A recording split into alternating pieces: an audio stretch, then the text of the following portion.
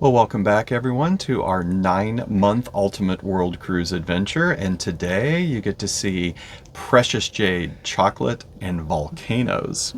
Welcome to Living Phase 2.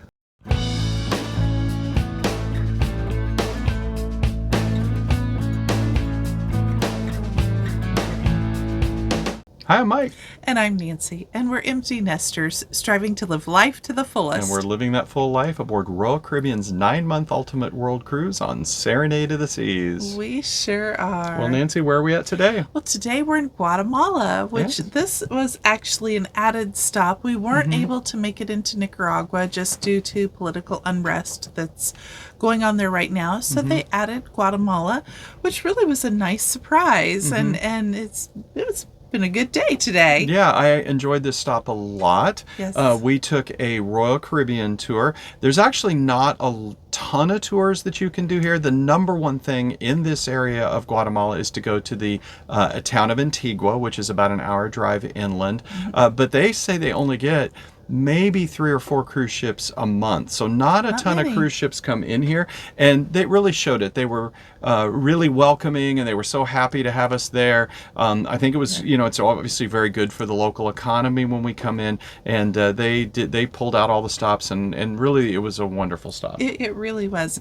Well, when we had arrived, it was rather hazy out. And the reason for that is they were burning the sugarcane fields. At this point, they were getting ready for next year's crop production, and that's what they need to do.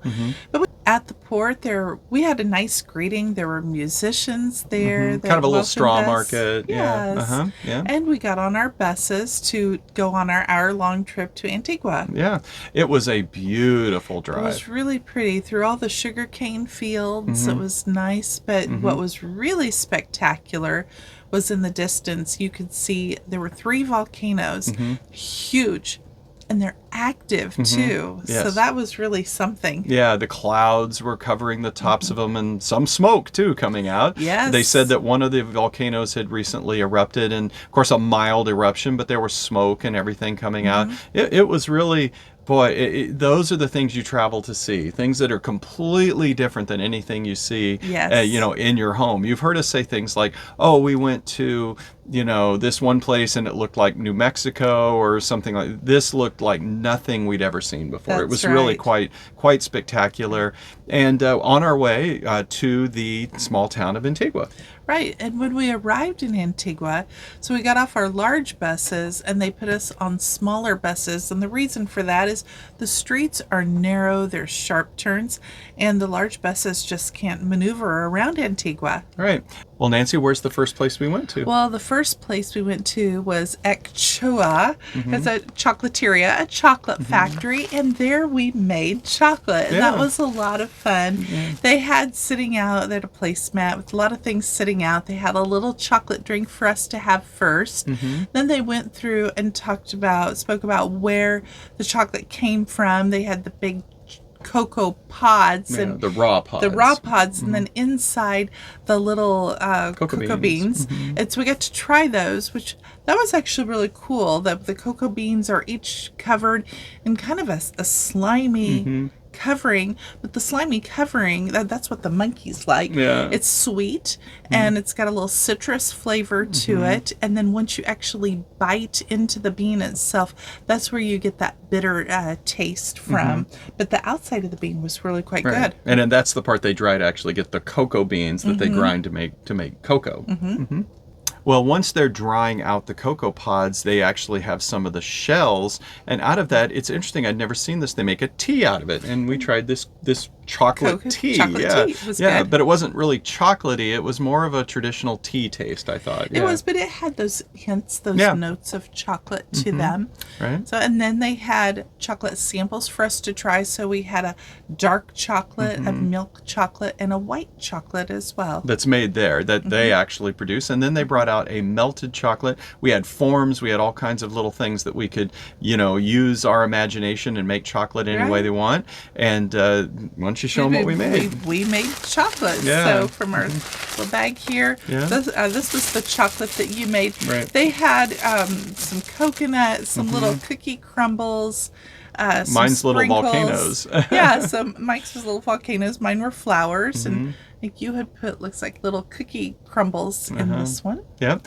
So what they did is after we put it in and we shook it all out, got the air out of it, they took them away, they put them in a chiller, and then later in our tour, this was nice, they met up with our bus driver and they gave our chocolate that was labeled with our name each one, and so we all got to bring the chocolate we made back home. Yeah, so it's fun. After we had made our chocolate, he came out with some hot chocolate for us that was made the traditional way, the way the Mayans had done it.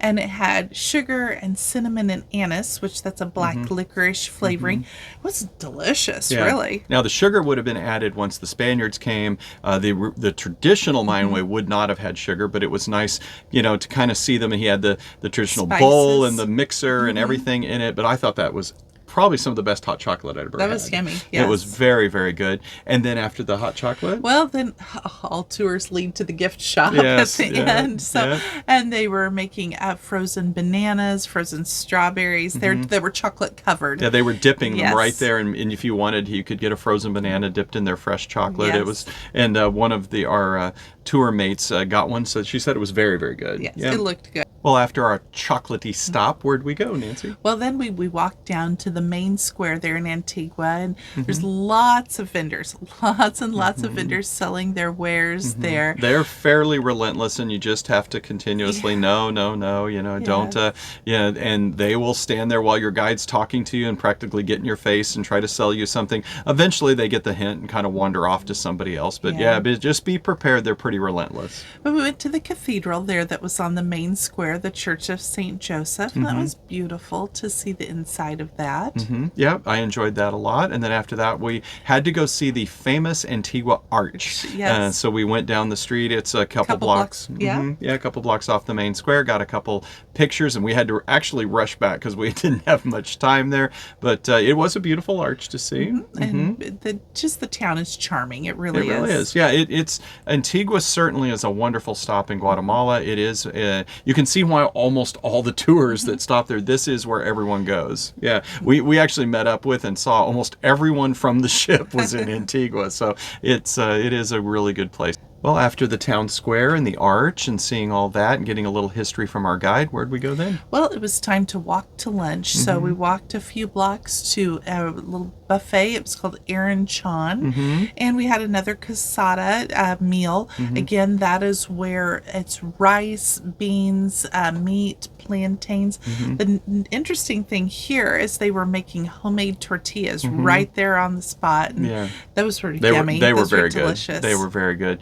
Well, after our little lunch, where did we go next, Nancy? Our next stop was Jade Maya, which was a jade museum and a jewelry shop. Yeah, and I saw this on the itinerary, and I was interested in the chocolate making and seeing Antigua, the historic city, and I was like, it's a jewelry, it's a shopping stop, and this is one of those cases that don't necessarily discount or put something aside until you've done it. This was quite fascinating, and the story of the owner, Mary Lou Rittinger, is just fascinating. Right. It really is. She came over from Texas in 1974. Her and her husband, just as an archaeological expedition that they were on, they were here to find jade because there were no known jade mines in Guatemala. Yet there were many Mayans that had been buried that were covered in jade, had a lot of jade for their burials. They knew there had to be jade around here. Right. So they came here. Everyone's like, there's no jade. And they're like, there has to be jade because the Mayans had it. And they did all their research, and they ended up finding the first post-Mayan jade mine right at the continental shelf where the two continents come together and they meet right there at Guatemala. And now they found, if I remember the number correctly, they either have 6 or 8 jade mines now here in Guatemala, and they pull out and they extract the most beautiful jades. And I just love the story. Again, I thought this was just going to be a gift shop, they're going to hawk some jade at us, but the story and everything behind it was wonderful. Fascinating. And they've even been featured in National National Geographic. So very, very cool. Yeah, and Mary Lou actually comes out and she does the presentation herself, teaches about the jade, what's going on. She uses, she teaches the locals how to turn the jade into jewelry, how to work the jade, how to mine the jade. So she's been a huge boon to the local economy. It's really was quite amazing. And in fact, she has one of the most valuable pieces of jade, which is emerald green jade.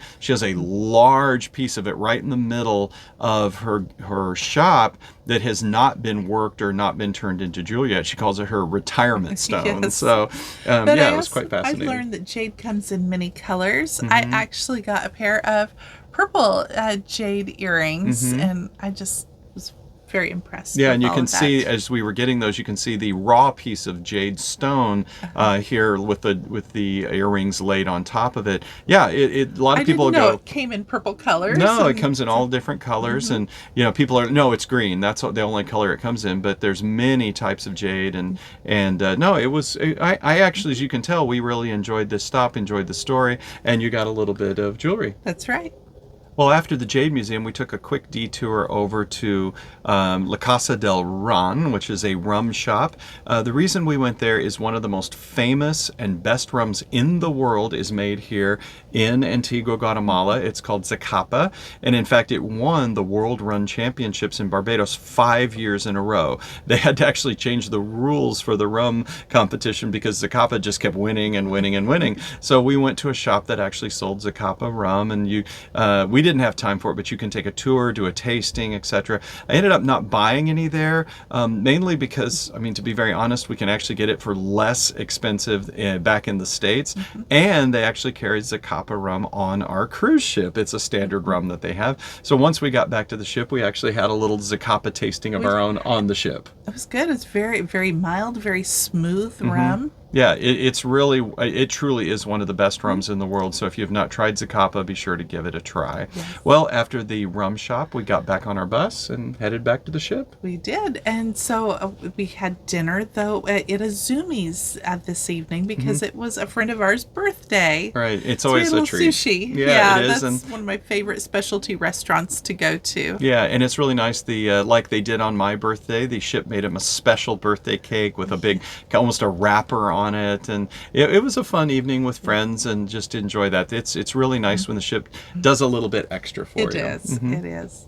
So the next day was a sea day, and the biggest thing there is that Captain had a presentation in the theater, and really it was to say goodbye to him because he was getting off the ship. We've got a new captain coming on who's going to have big shoes to fill because we've really enjoyed and appreciated Captain Stig, who's been our captain since Miami.